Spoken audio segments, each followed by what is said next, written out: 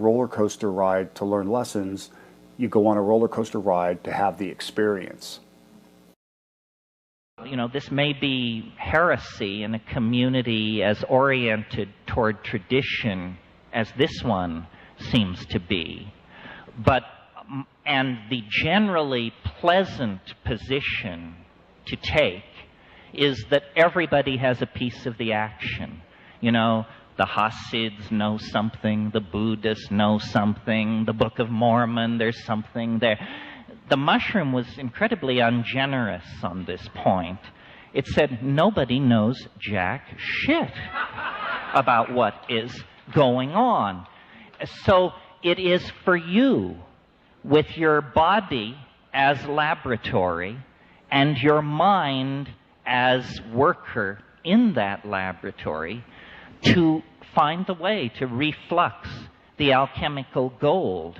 The only experience which counts is your own experience. Everything else is somehow handed down through social structures and political structures. It's irrelevant. If flying saucers were to land on the south lawn of the White House tomorrow, it would not matter to you as much as smoking DMT would if you did that tonight, because that's your experience, your conviction, you see. And I believe that the rebirth of paganism, the rebirth of archaism, the rebirth of psychedelic shamanism is coming at this moment because we are going to be involved in a historical meltdown, which will be the equivalent of a species-deep shamanic crisis, in which, as a collectivity, we are going to have to make the journey to the well of worlds and recover and cleanse the collective soul of humanity. We have lost touch with our moral compass because we have lost touch with the Gaian mind. And this is not a metaphor. If you take these neurotransmitters, these exopheromones that connect you up with the natural environment, the Gaian intent becomes known. It's an act of feeling. If we could feel what we are doing, we would stop doing it. But we live in a realm of abstraction, excuses, incredible wealth, incredible levels of pampering and softness lie between us, the upper 5% of the intellectual and material elite on the planet, and the problems. I mean, how many of us have been to Bosnia or Rwanda or Somalia? These things are only images on a dehumanizing screen. If we could feel what we are doing, we would awaken to the mystery of each other and to the mystery of the historical process of recovering what was lost. We don't need this material civilization. We don't need 5 billion people on this planet. We have to think very, very radically about how we are going to change ourselves, or we're not going to make the cut.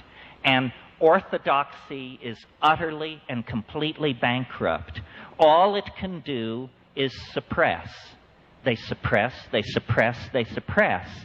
But there's only one argument that will forgive suppression: deliverance. And they can't give us deliverance. All they can give us is the Menendez trial, OJ, Baby M, the skaters, Klaus von Bülow. Horseshit, horseshit, horseshit. We are locked inside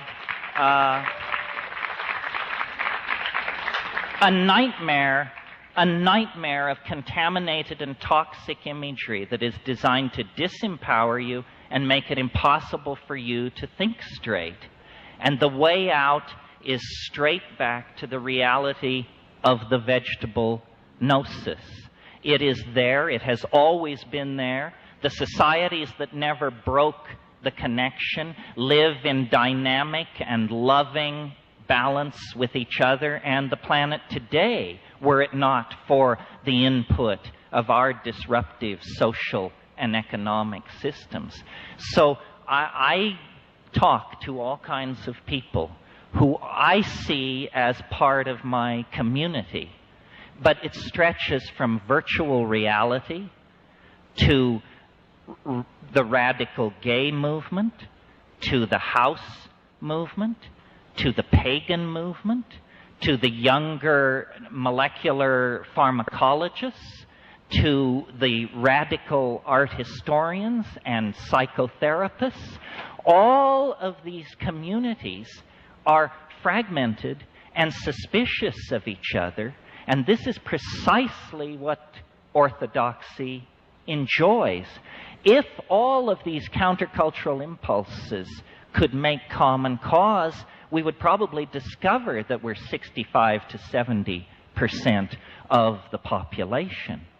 And so what is needed is a spirit of boundary dissolution between individuals, between classes, sexual orientations, rich and poor, man and woman, intellectual and feeling-toned types.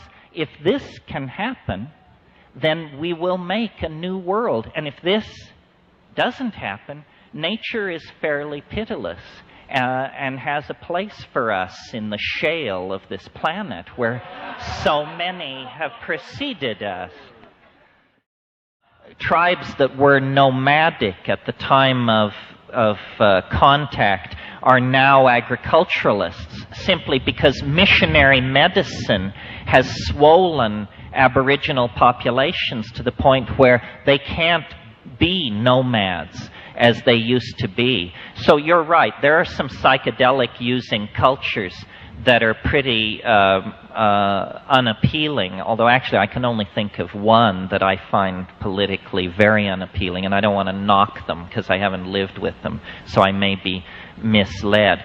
But I think that it's not simply to take psychedelics, but it's also to decondition oneself to the notion of ego and all the concepts which constellate around that, such as place, property, ownership, and stability.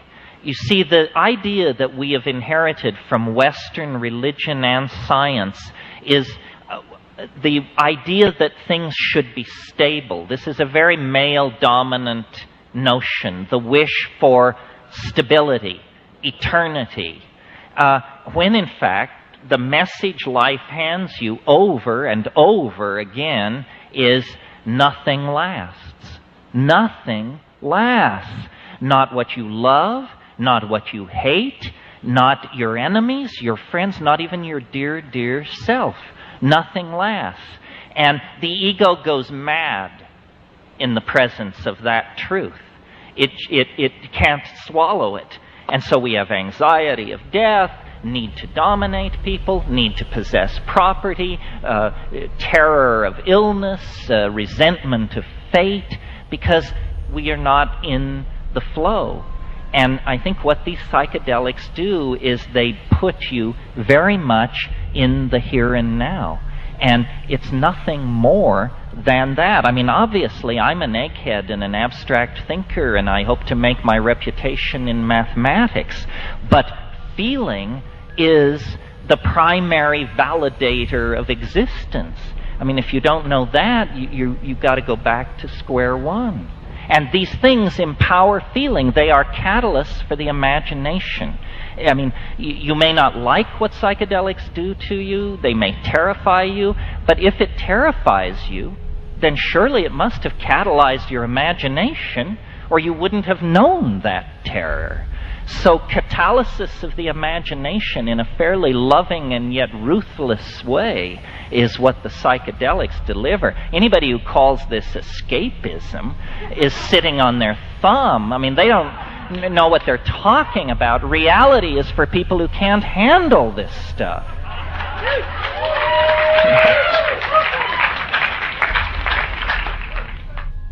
It takes a lot of courage to go into the dimethyltryptamine universe.